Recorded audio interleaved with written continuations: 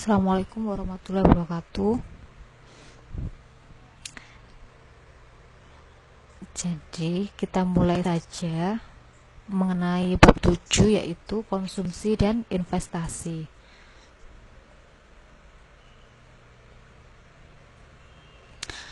Di dalam bab 7 ini ada dua subbab yang akan dibahas, yaitu mengenai konsumsi dan tabungan serta investasi. Yang pertama, kita akan membahas tentang konsumsi dan tabungan. Di sini akan ada 8 hal yang akan kita bahas.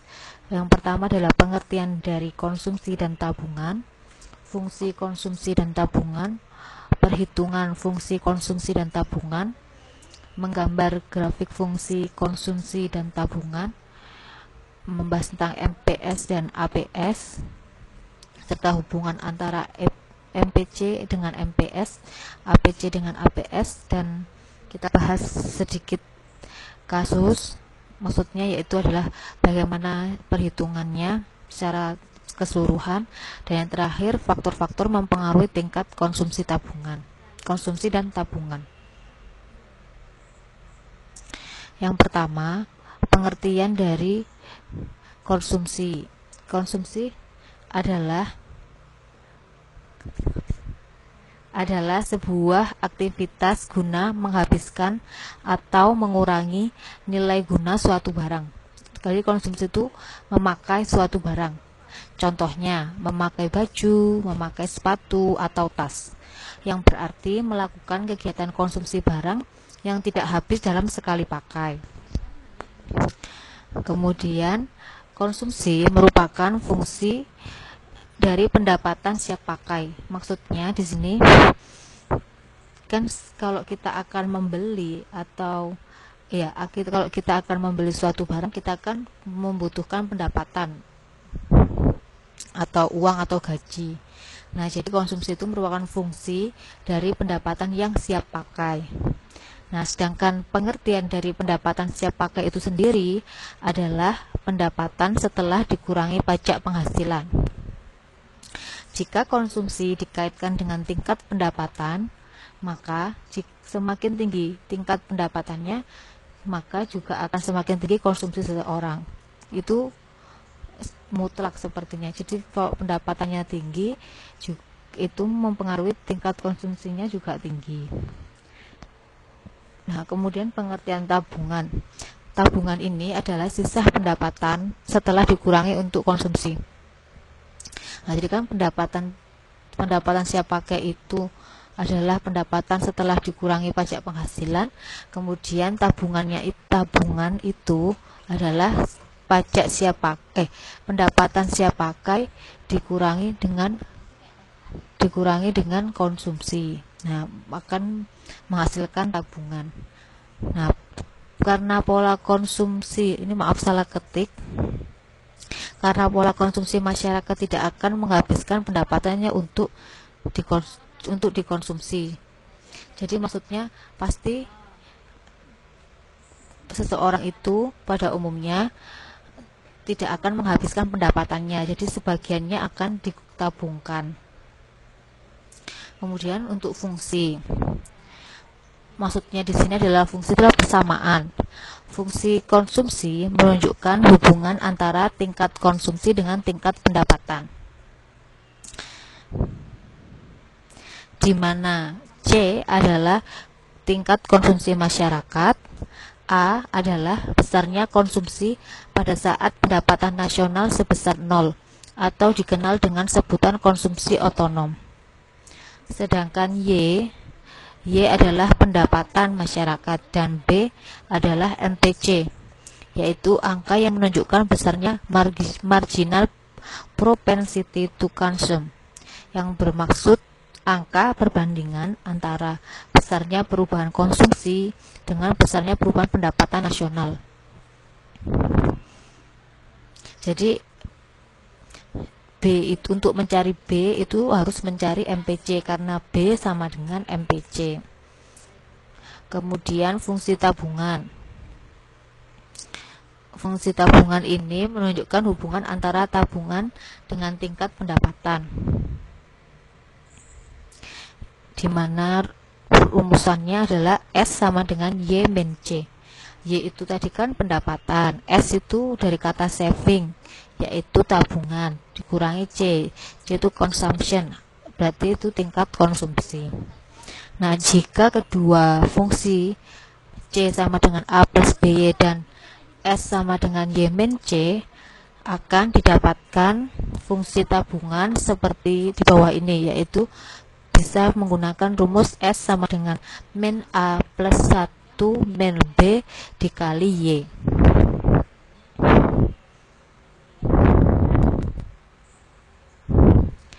Nah, kita bahas satu-satu. Pertama adalah fungsi konsumsi.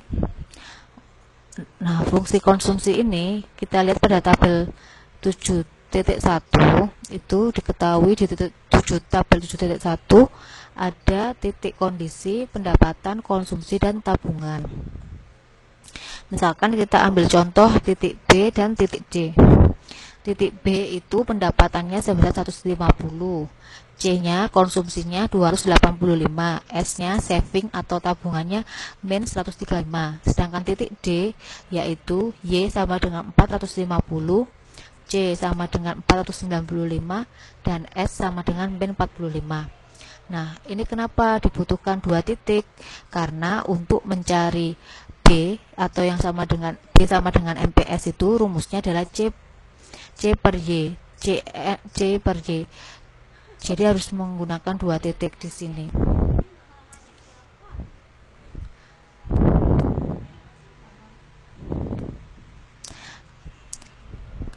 Jadi rumus kenapa membutuhkan menggunakan dua titik, karena untuk mencari B itu sama dengan MPS, rumusnya seperti ini, sehingga membutuhkan dua titik.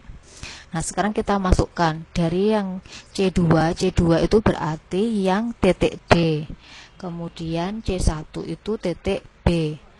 Nah, berarti C2 itu tadi 495 dikurangi 285. Sedangkan Y-nya di titik D, di titik D, Y-nya itu 450 dikurangi Y di titik B 150. Hasilnya 210 per 300 sama dengan 0,70. Nah, setelah B ditemukan, yaitu kan 0,70, maka langkah selanjutnya mencari A. Nah, kita ambil dari, misalkan kita ambil dari yang titik D, yang itu dengan dengan rumusan di atas ini. Kan B tadi sudah ketemu 0,70. Terus kita cari A sekarang. Bisa kita cari menggunakan yang dari titik B atau titik D. Tapi di sini kita misalkan ambil pakai titik D.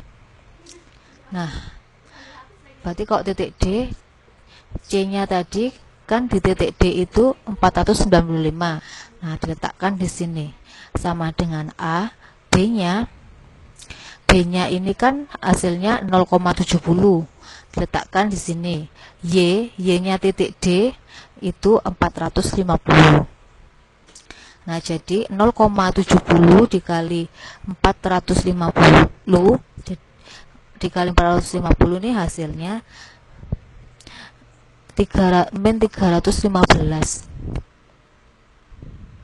Kemudian enggak, jadi ini sebelum min itu seperti ini, 495 sama dengan A plus, nah ini hasilnya itu 315. Nah, kemudian kenapa A tiba-tiba di sini?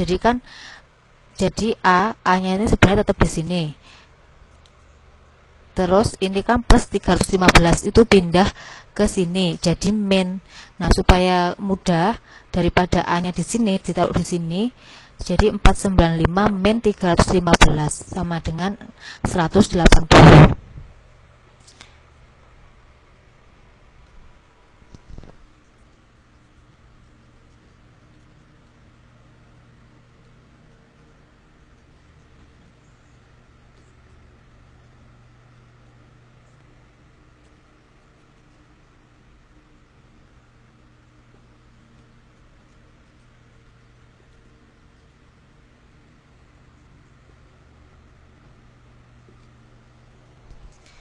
Nah, jadi dari persamaan atau fungsi konsumsi C sama dengan A plus BY kan tadi A nya sudah ditemukan ya 180, B nya ini 0,70, jadi didapat C sama dengan 180 ditambah 0,70 dikali Y.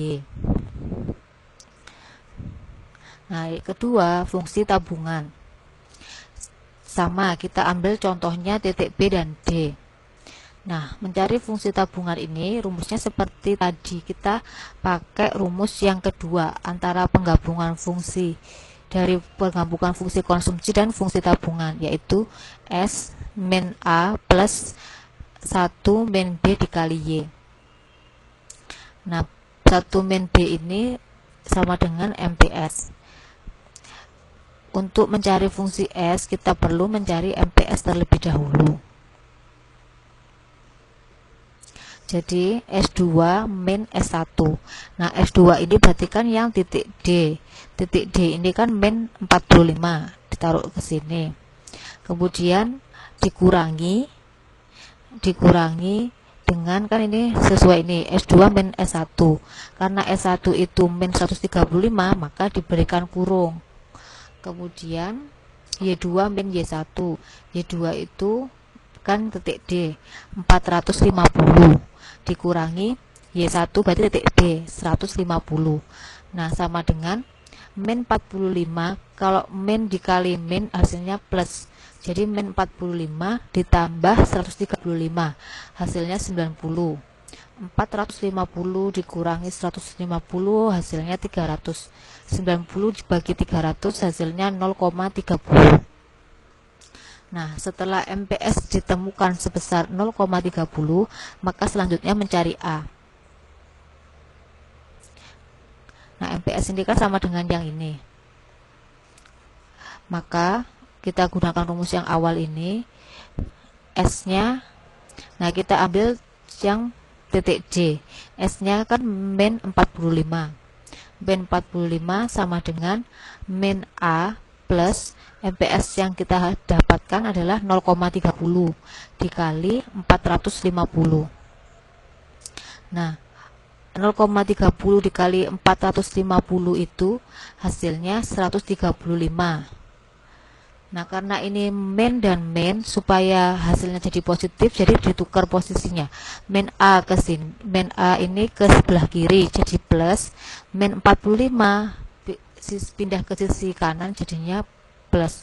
Jadi 45 ditambah 135 hasilnya 180. Nah, setelah A dan MPS diketahui, maka rumusannya fungsinya seperti ini. S sama dengan min A. Min A ini 180 ditambah MPS-nya MPS-nya tadi 0,30 kali Y.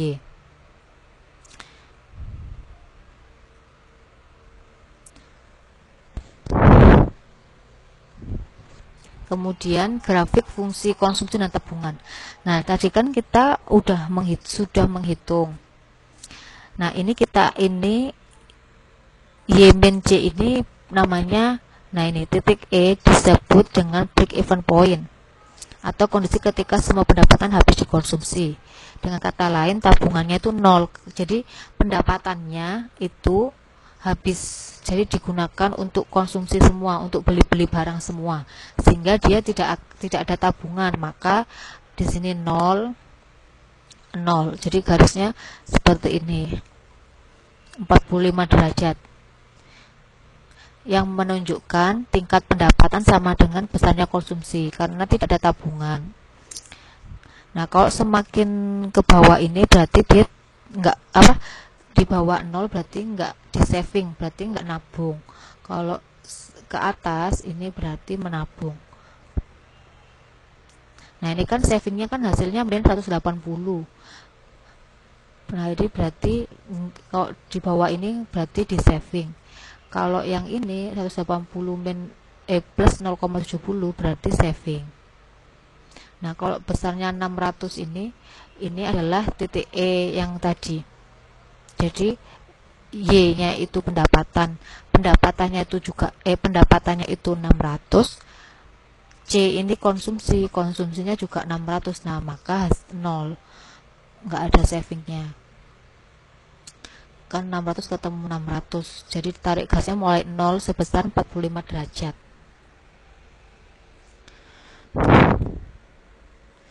Nah, kemudian membahas MPS yang tadi kita cari, yang S2 min S1, Y2 min Y1. MPS itu adalah marginal propensity to save, yaitu perbandingan antara bertambahnya saving atau tabungan dengan bertambahnya pendapatan, yang mengakibatkan bertambahnya pendapatan. Jadi MPS ini pada semua tingkat pendapatan nasional adalah sama, karena bertambahnya tabungan juga dengan bertambahnya pendapatan. Rumusnya saving S2 min S1 per pendapatan 2 dikurangi pendapatan 1, atau Y2 min Y1. Kalau average propensity to save, nah average ini kan artinya rata-rata. Jadi perbandingan besarnya tabungan pada suatu tingkat pendapatan nasional dengan besarnya pendapatan nasional yang bersangkutan. Nah, karena ada kata nasional bersangkutan kan berarti bergantung pada pendapatan nasionalnya, sehingga APS ini berbeda-beda, bergantung, ini kurang ke sini, bergantung kepada tinggi rendahnya pendapatan nasional. Nah, karena kan ada kata-kata di sini, APS adalah saving pada suatu tingkat pendapatan nasional dengan besarnya pendapatan nasional bersangkutan. Nah, jadi kan bergantung pada pendapatan nasionalnya, sehingga hasilnya APS ini nanti akan berbeda-beda bergantung dengan tinggi rendahnya pendapatan nasional. Kemudian, nah, hubungan antara MPS, APC dan APS itu adalah sebenarnya hubungan antara MPC dan MPS dengan APC dengan APS ini sama. MPC plus MPS sama dengan 1. Ini juga APCN ditambah APSN. Kenapa N? Ini kan bergantung pada pendapatan nasionalnya itu, sama dengan 1. Atau nah ini bisa ada persamaan lagi, atau MPC sama dengan 1 min EPS ini didapat dari rumus ini. MPC, jika MPC-nya tetap di sini, berarti kan MPS-nya pindah ke sini. Kalau pindah ke sini kan berarti min, maka didapatkan rumus MPC sama dengan 1 min EPS. Jadi satunya tetap di sini, MPS-nya pindah ke sini, jadinya min MPS. Atau sebaliknya, MPS-nya tetap di sini, terus MPC-nya pindah ke sisi kanan, maka didapatkan MPS sama dengan 1 min MPC. Begitu juga dengan hubungan antara APC dan APS. APCN plus APSN sama dengan 1. Nah, maka jika mencari APCN, maka APCN sama dengan 1 min APSN. Nah, APSN-nya pindah ke sisi ruang kanan, jadinya negatif. Dan kalau misalkan cari APSN itu, maka dari sini APCN-nya pindah ke sisi kanan, jadinya negatif. Maka hasilnya APSN sama dengan 1 min APCN. Nah, sekarang contoh dari tabel 7.2. Kita coba ke tabelnya dulu.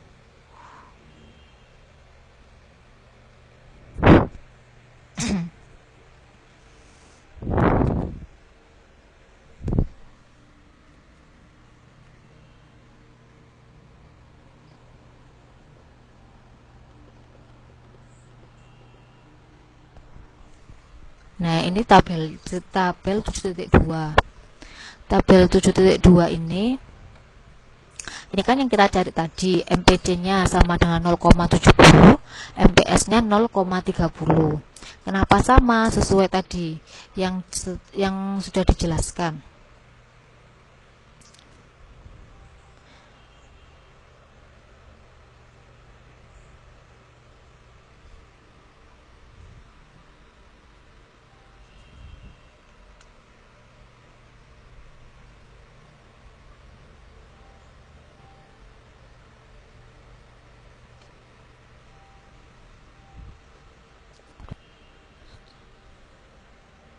Tadi kan MPS semua tingkat pendapatan nasionalnya sama, maka hasilnya tadi 0,7 sama 0,3 itu sama, sedangkan yang APS ini berbeda-beda, sehingga di sini MPC dan MPS-nya sama, APC sama APS-nya berbeda. Caranya seperti tadi. Nah, di sini kan tadi APC plus APS sama dengan 1. Jadi 1,90 dikurangi 0,90 kan sama dengan 1. Begitu juga dengan MPC plus MPS sama dengan 1. MPC 0,70 ditambah 0,30 sama dengan 1. Dan semua ini nanti akhirnya juga 1. Kan APC, misalkan ini juga APC plus APS 1 ditambah 0 sama dengan 1.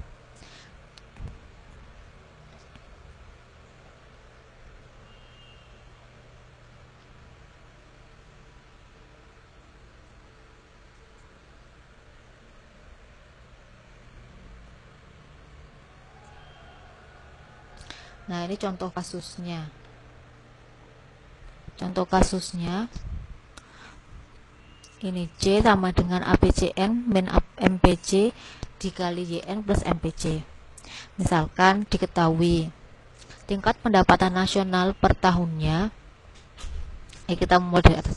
Berdasarkan rumus di atas, berikut ini merupakan contoh kasus menemukan fungsi konsumsi.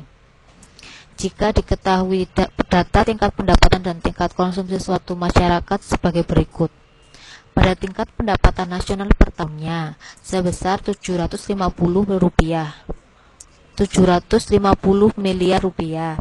Besar konsumsinya sebesar Rp705 miliar per tahun. Sedangkan yang kedua, pada tingkat pendapatan nasional yang kedua sebesar 900 miliar per tahun dan besar konsumsinya 810 miliar per tahun.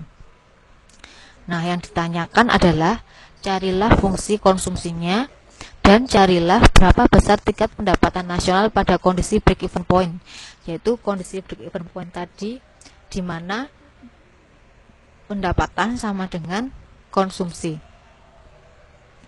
Yang pertama kita mencari konsumsi ya, carilah fungsi konsumsi, yaitu dengan cara mencari besarnya APC terlebih dahulu pada tingkat konsumsi 810.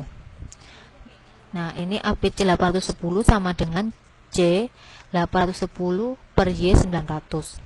Nah, 810 dibagi 900 ini hasilnya 0,90. Kan sudah ketemu 0,90 untuk APC jenis APCN. Kemudian mencari nilai besarnya MPC. MPC ini ini 810, C 810 dikurangi C, jadi maksudnya C2 min C1. C2 itu kita pakai yang ini, kemudian kurangi C1 dibagi atau per DY, Y-nya Y2 900 dikurangi Y1 250. Hasilnya 810 min 705 105 dibagi 900 min 250 150. Hasilnya 0,70. Nah, kita sudah menemukan APCN dan MPC, maka dimasukkan ke sini, ke rumus ini. APC-nya 0,90 min MPC 0,70 dikali YN. Kita gunakan Y yang kedua 900. Kemudian ditambah 0,70 MPC-nya 0,70 dikali Y. 0,90 min 0,70 hasilnya 0,20 dikali 900 ditambah 0,70. Hasil perkalian 0,20 dikali 900 180 ditambah 0,70. Jadi ini fungsi konsumsinya didapatkan C sama dengan 180 plus 0,70 Y. Yang kedua, cari berapa tingkat pendapatan di saat break even point. Nah, yaitu tingkat pendapatan di mana besarnya pendapatan sama dengan besarnya konsumsi. Y sama dengan C, atau kalau kita turunkan lagi bisa menjadi Y min C sama dengan 0. Nah, sekarang kita masukkan Y min C. Tadi kan kita sudah punya fungsi C, berarti dimasukkan C 180 plus 0,70 Y sama dengan 0. Y dikurangi, nah ini sebenarnya bisa Y min 180 min min 0,70, tapi ini supaya lebih mudah disamakan variabelnya. Yang sama variabelnya itu kan ini ada Y sama Y, berarti ini dulu Y min dikali plus hasilnya min, berarti min 0,70 Y kemudian dikali min 180, hasilnya min 180. Y ini kan kalau nggak ada angkanya kan berarti 1 Y dikurangi 0,70 Y, hasilnya 0,30 Y dikurangi 180 sama dengan 0. Nah, kemudian 0,30 Y 180 nya pindah ke sana, karena ini negatif, kalau pindah berarti jadinya positif, sehingga Y sama dengan 600 ini didapatkan dari 180 dibagi 0,30. Soalnya ini kan perkalian 0,30 kali Y, berarti kalau cari Y 0,30 nya di 0,30 nya jadi di bawahnya 180 dibagi 0,30 hasilnya 600.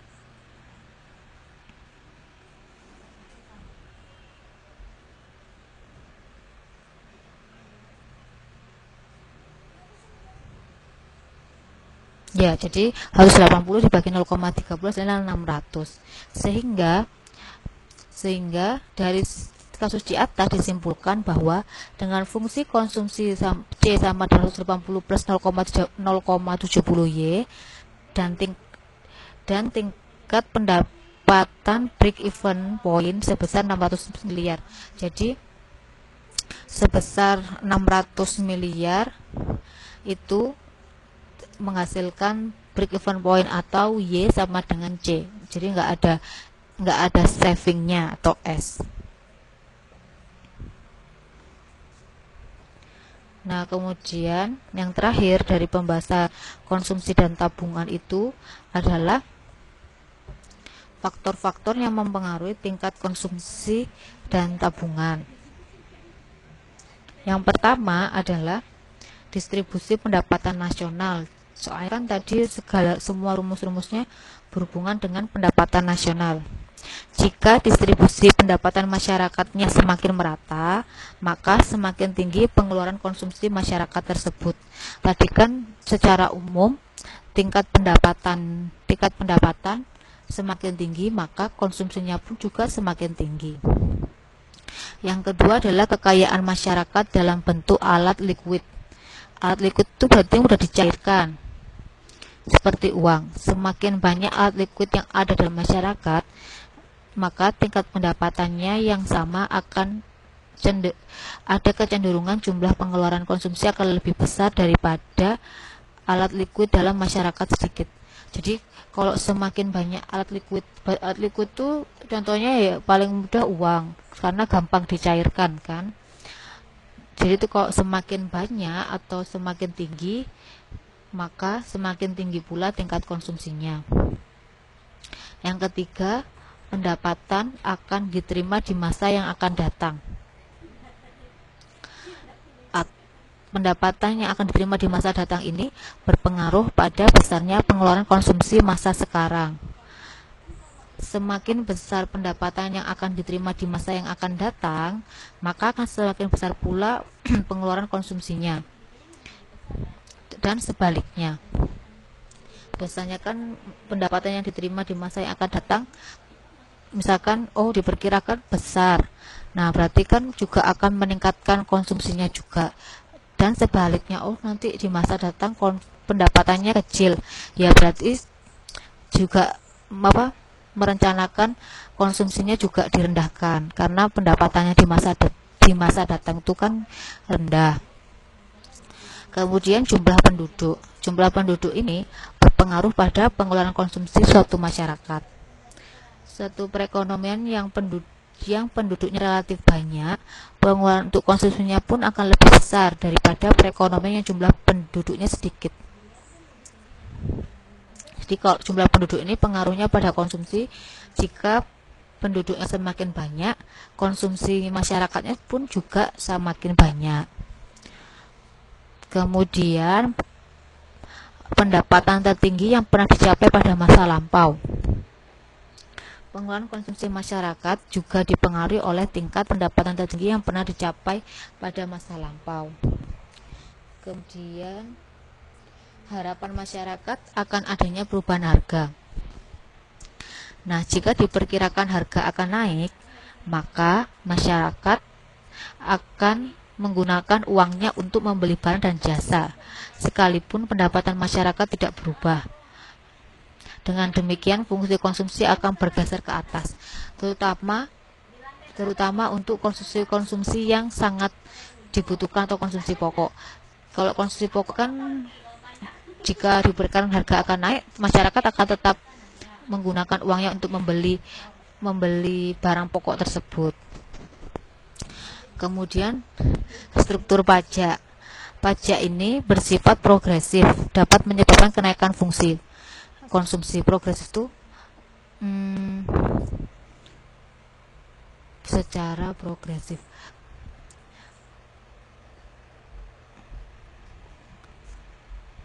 Progresif itu kalau nggak salah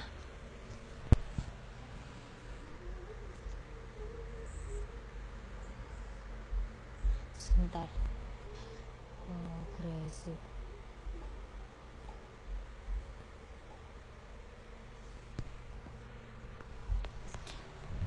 Progresif itu artinya ke arah kemajuan atau semakin naik, dan atau bertingkat-tingkat semakin naik. Ya, jadi kalau berhubungan dengan pajak, arti progresif itu adalah bertingkat-tingkat naik. Seperti contohnya untuk menghitung PPh pasal 21 itu kan ada 5%, kemudian semakin tinggi pendapatannya pun semakin tinggi pula pajaknya. Bisa sampai paling tinggi itu 30%. Berdasarkan peraturan pajak tahun 2010. Nah, kemudian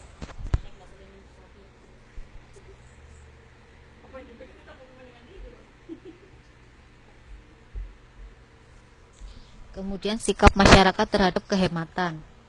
Fungsi konsumsi masyarakat yang sebenarnya banyak dipengaruhi oleh kebiasaan dan tingkah laku masyarakat itu sendiri, seperti sifat hemat. Jika masyarakat itu semakin hemat, maka rendahnya MPC. Tingkah laku seseorang terhadap hemat dipengaruhi oleh waktu, yaitu pemilihan waktu tentang konsumsinya. Jadi maksudnya waktu di sini pemilihan waktu tentang konsumsi masyarakat yang lebih penting antara konsumsi waktu sekarang dengan konsumsi waktu kemudian. Jadi sekarang penting nggak misalkan beli sesuatu barang.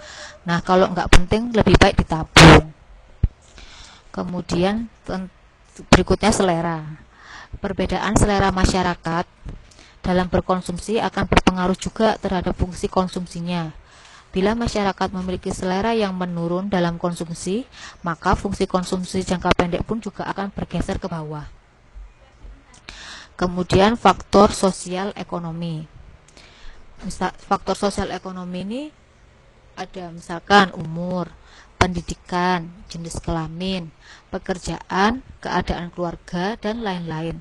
Ini juga mempengaruhi konsumsi suatu masyarakat yang akan menyebabkan pergeseran fungsi konsumsi. Kemudian keuntungan atau kerugian kapital. Keuntungan kapital yaitu dengan naiknya keuntungan bersih dari kapital akan mendorong bertambahnya konsumsi. Dan yang terakhir adalah tingkat bunga.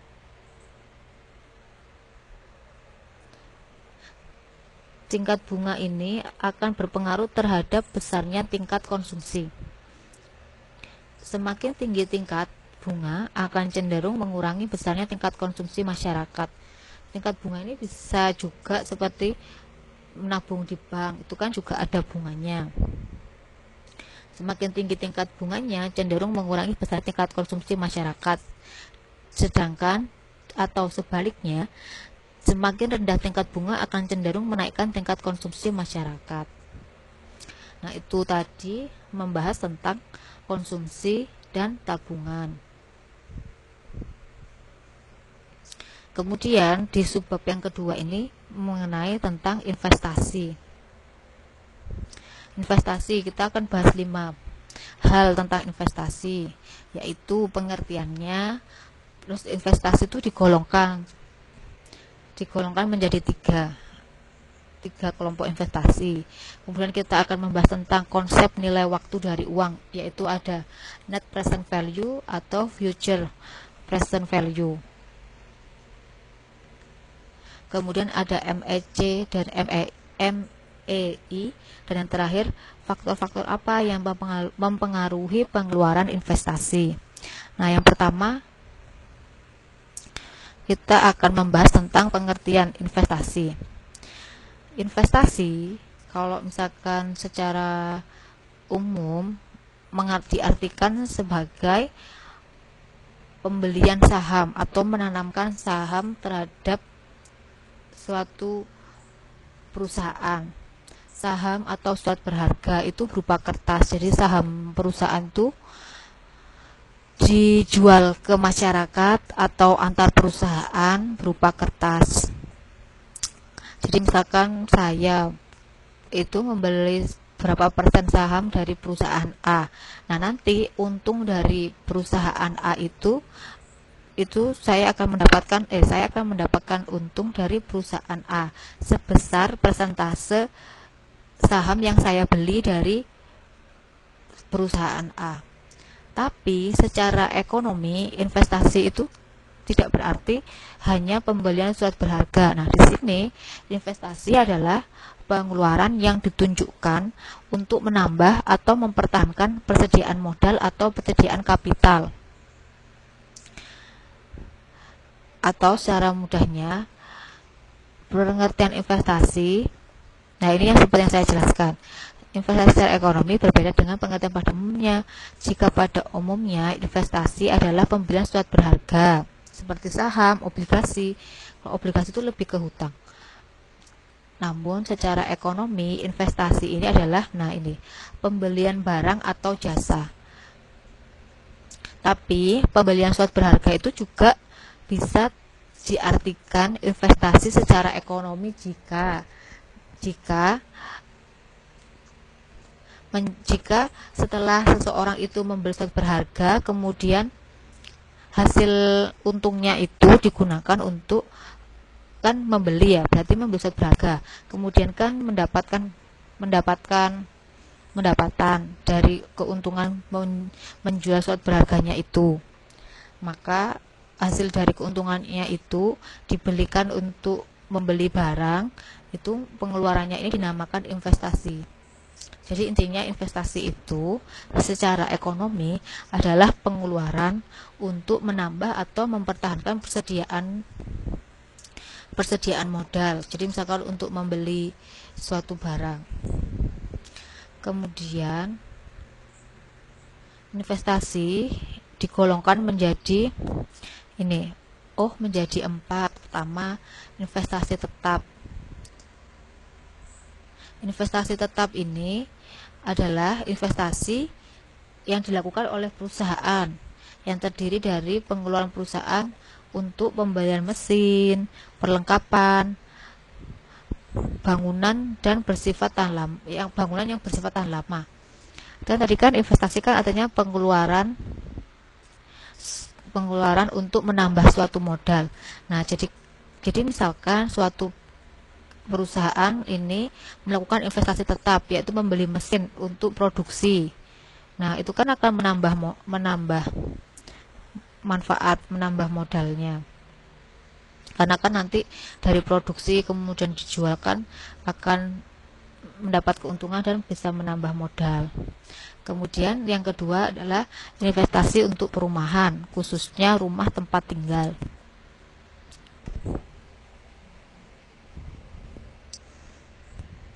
Yang ketiga adalah investasi yang berupa penambahan persediaan atau inventory. Nah, ini tuh kalau berhubungan sama persediaan atau inventory, itu paling mudahnya adalah untuk perusahaan dagang. Nah, itu kan membeli atau kulaan gitu. Untuk menambah persediaannya. Kemudian investasi neto.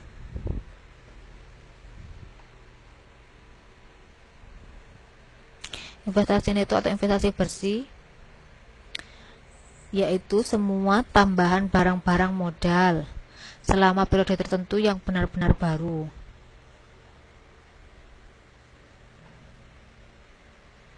Oh, kurang satu. Di sini ada investasi bruto atau investasi kotor. Jadi, kalau investasi bruto itu semua tambahan barang-barang modal, baik tambahan yang benar-benar baru ataupun tambahan barang-barang modal yang bersifatnya untuk penggantian barang modal yang sudah lama. Kalau satunya lagi investasi neto atau investasi bersih, yaitu semua tambahan barang-barang modal yang benar-benar baru.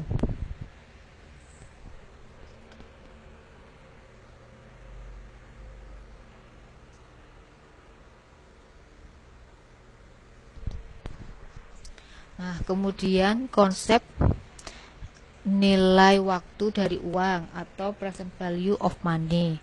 Nah, konsep nilai waktu dari uang ini ada dua. Yang pertama, konsep nilai sekarang. Konsep nilai sekarang atau present value. Nah, konsep nilai sekarang ini digunakan untuk menilai arus kas masuk yang akan diterima di masa yang akan datang jika dinilai sekarang.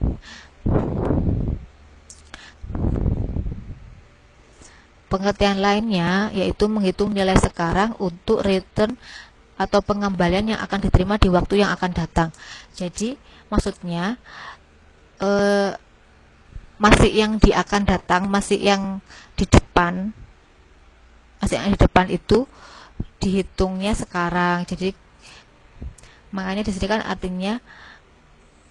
artinya menilai arus kas masuk yang akan diterima, bukan baru akan diterima di masa yang datang, tapi kita nilai sekarang berapa ya yang nanti akan kita terima. Nah, itu namanya present value. Jadi yang nilai yang masih akan datang tapi dinilainya atau dihitungnya itu sekarang. Nah, present value ini rumusnya sama dengan PV sama dengan future value plus 1 plus R pangkat min N.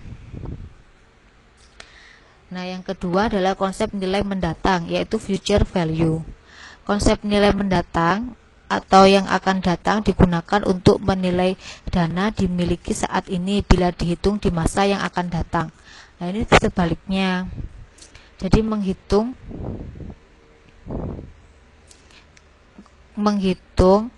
dana yang dimiliki saat ini.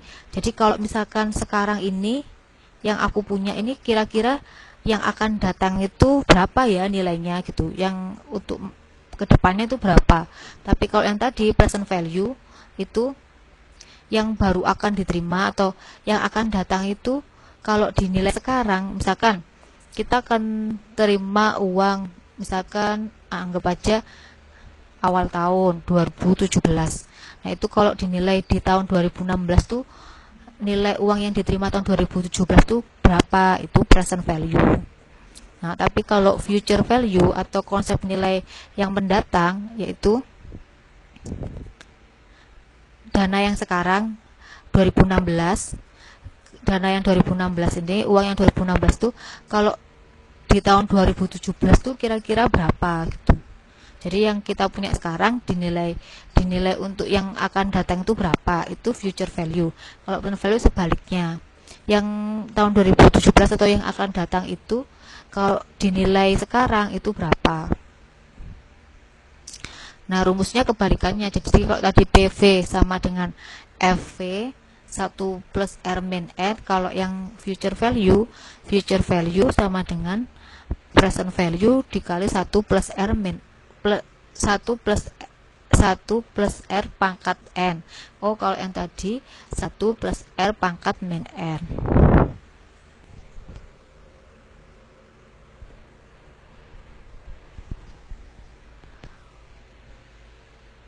Kemudian membahas tentang marginal efficiency of capital (MEC) dan marginal efficiency of investment (MEI).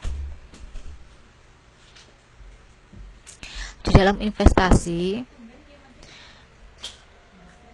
kita ketahui hubungan antara tingkat bunga dan investasi bersifat negatif. Hal ini mengandung arti bahwa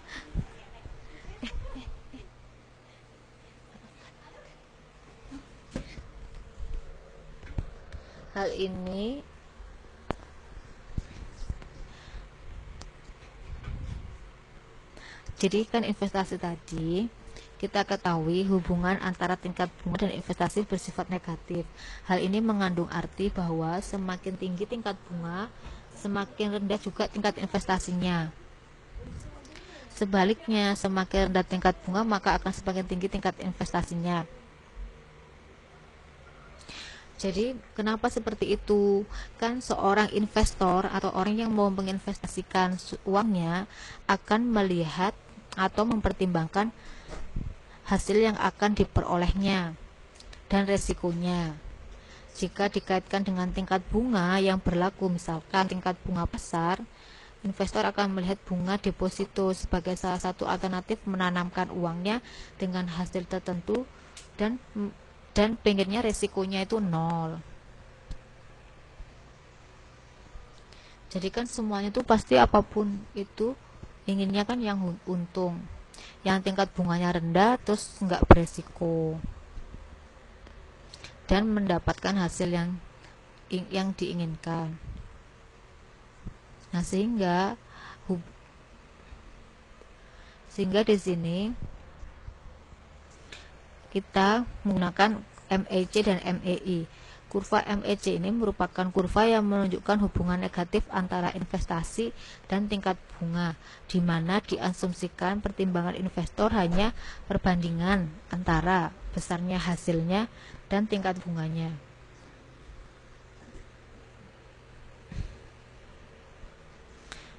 Investasi itu adalah disimbolkan I, kemudian hasilnya itu return atau pengembaliannya disimbolkan R, dan tingkat bunga itu RI,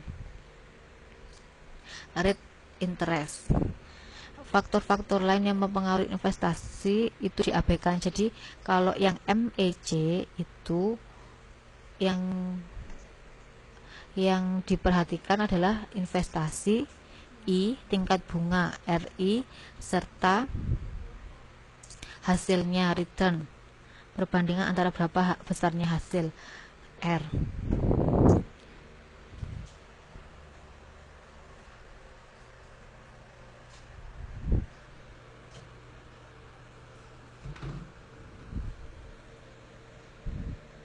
Kemudian kalau konsep dari MEC ini sama dengan internal rate of return, jadi tingkat pengembalian. Karena kan MEC itu adalah hubungan antara perbandingan antara besarnya hasil dan tingkat bunga pada investor. Kemudian kalau MEI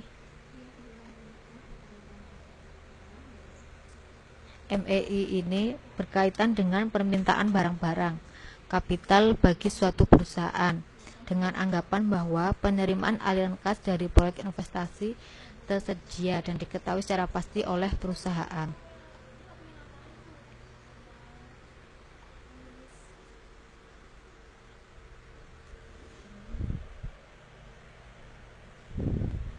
Yang terakhir, faktor-faktor yang mempengaruhi pengelolaan investasi.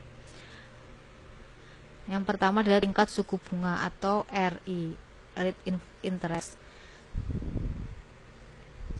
Tinggi rendahnya tingkat investasi ini juga mempengaruhi fungsi dari tingkat suku bunga. Kemudian tingkat pendapatan. Investasi ini juga bergantung dari tingkat pendapatannya.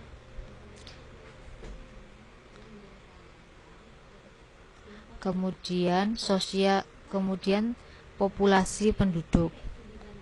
Semakin besar bertambahnya penduduk, akan semakin bertambah permintaan barang-barang dan atau jasa, sehingga akan menaikkan harga. Nah, naiknya harga akan menaikkan annual rate of income, sehingga MEI pun akan naik. Jadi, jika populasi penduduknya naik, maka MEI pun akan naik. Tadi kan MEI itu berkaitan dengan permintaan barang-barang kapital bagi suatu perusahaan. Jadi kalau penduduknya semakin bertambah, maka permintaan barang-barang pun juga akan bertambah. Atau dengan kata lain, MEI pun juga akan bertambah. Kemudian penemuan dan inovasi teknologi. Ini juga mengakibatkan berkurangnya biaya-biaya produksi dan akan mengakibatkan menaiknya MEI. Kenapa kok penemuan dan inovasi teknologi itu bisa mengakibatkan berkurangnya biaya-biaya produksi? Karena kan kalau misalkan ada penemuan atau inovasi teknologi yang semakin canggih, maka kan akan menghasilkan misalkan suatu mesin yang lebih mempercepat proses produksi dan mengurangi jumlah karyawan, yang akan mengakibatkan turunnya besarnya gaji. Nah, dengan berkurangnya biaya maka akan mengurangi biaya-biaya produksi yang akan mengakibatkan naiknya MEI. Dengan berkurangnya biaya-biaya produksi kan juga akan menurunkan harga jual. Kemudian akumulasi modal. Akumulasi modal, makin banyak akumulasi kapital akan semakin rendahnya tingkat MEI. Jadi semakin banyak modal atau barang-barang, maka akan merendahkan tingkat MEI, karena kan tadi MEI itu pokoknya berhubungan dengan permintaan barang-barang. Jadi kalau misalkan barang-barangnya sudah banyak, kan berarti nggak akan ada permintaan barang-barang. Kemudian kepercayaan terhadap situasi perdagangan di masa depan. Kepercayaan terhadap situasi perdagangan di masa depan ini, sikap optimis terhadap kemungkinan sikap optimis terhadap kemungkinan hari depan akan menaikkan MEI. Oh, jadi maksudnya kepercayaan terhadap situasi perdagangan di masa depan. Jadi kalau misalkan perdagangan di masa depan ini baik, maka MEI-nya akan meningkat, maka akan banyak permintaan barang-barang. Dan yang terakhir tentang pengaruh terhadap struktur pajak. Struktur pajak yang memberatkan produsen akan berakibat menakutkan atau merendahkan MEI. Jadi maksudnya, jika pajaknya itu memberatkan produsen atau yang memproduksi barang-barang itu, atau pajaknya itu tinggi, maka akan menurunkan atau merendahkan MEI. Nah, kemudian sebab terakhir dari tabungan dan investasi ini adalah kaitannya pendapatan nasional, konsumsi, tabungan, dan investasi. Nah, yang pertama adalah tentang kondisi keseimbangan umum, atau dengan kata lain equilibrium. Yang kedua adalah angka pengganda atau multiplier. Nah, yang pertama, kondisi keseimbangan umum atau equilibrium, yaitu pendapatan nasional equilibrium ialah tingkat pendapatan nasional di mana tidak ada kekuatan ekonomi yang mempunyai tendensi untuk mengubahnya, untuk mengubahnya. Jadi tidak ada kekuatan ekonomi yang mempunyai tendensi untuk mengubahnya. Maka pendapatan nasional akan ada dalam keadaan seimbang apabila memenuhi syarat Nah, pendapatan nasional itu kalau seimbang jika syaratnya Y sama dengan C plus S. Y ini pendapatan sama dengan konsumsi ditambah saving tambah tabungan. Atau Y sama dengan C plus I, konsumsi ditambah dengan investasi.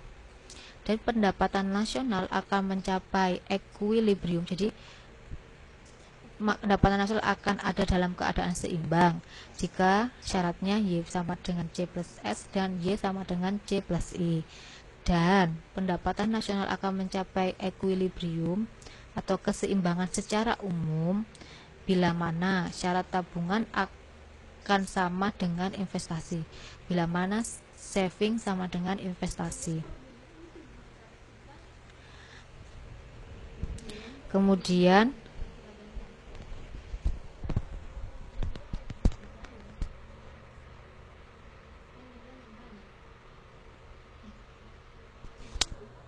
pendapat angka pengganda multiplier. Dalam kenyataan di masyarakat akan sulit terpenuhinya persyaratan keseimbangan tersebut. Keseimbangan secara umum atau equilibrium yang yaitu syaratnya S sama dengan I, saving sama dengan investasi. Misalkan pada suatu ketika besarnya investasi tidak sama dengan besarnya saving, maka akan terjadi ketidakseimbangan dalam perekonomian. Karena kan tadi syarat untuk keseimbangan umum itu adalah S sama dengan 1. Jadi misalkan S tidak sama dengan 1 atau S lebih besar S sama dengan I. Jadi misalkan kalau S lebih besar dari I, maka perekonomian itu tidak akan seimbang.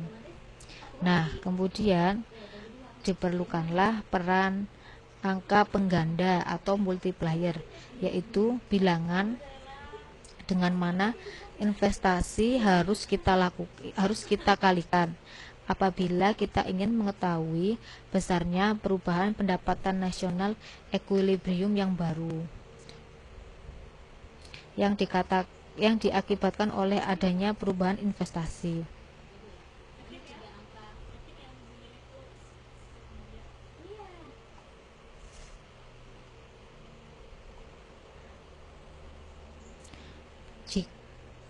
Jadi angka pengganda atau multiplier ini disimbolkan dengan K.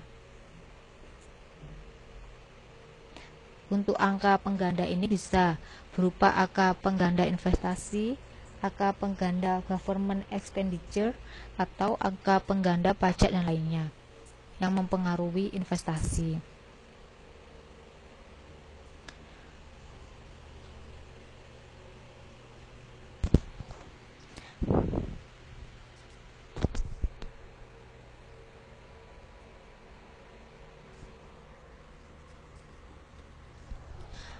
Jadi itu tadi bab 7. Mungkin ada pertanyaan?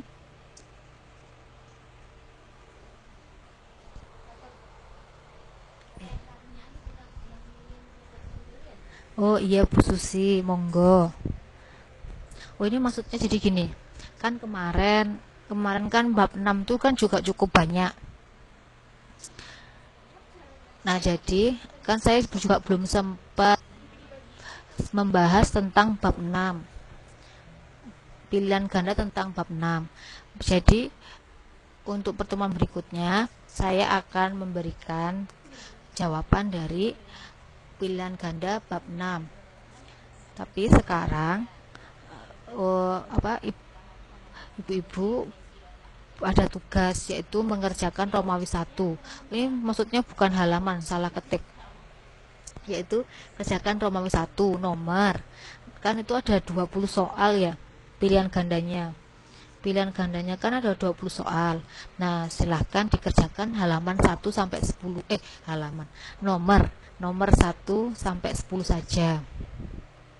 Nah, misalkan nanti di antara nomor 1 sampai 10 itu ada perhitungannya, itu silahkan caranya itu gimana, kok bisa menghasilkan seperti itu dikasih caranya atau rumusnya. Nah, nanti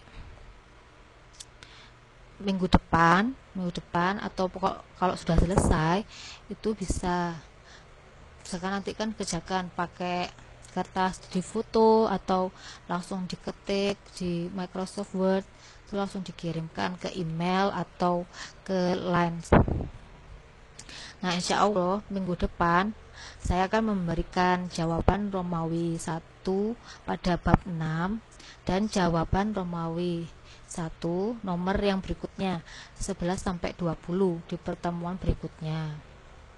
Bagaimana, apakah ada pertanyaan tentang tabungan dan investasi?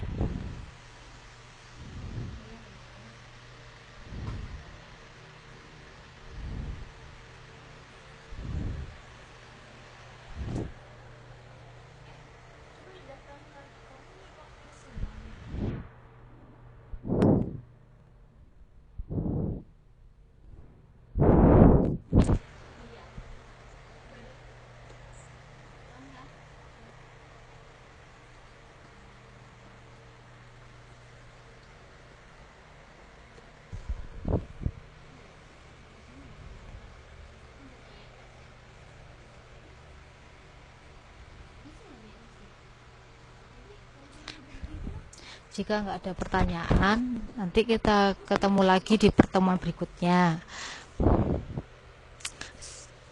Misalkan ada pertanyaan, bisa langsung line saya secara pribadi atau email. Kalau misalkan kesulitan nomor 1 sampai 10.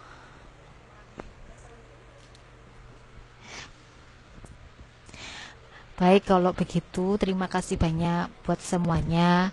Selamat istirahat. Semoga ilmu yang kita pelajari semuanya bermanfaat untuk kita dan untuk orang-orang di sekitar kita, untuk banyak orang. Amin. Kalau begitu saya ucapkan terima kasih. Wassalamualaikum warahmatullahi wabarakatuh.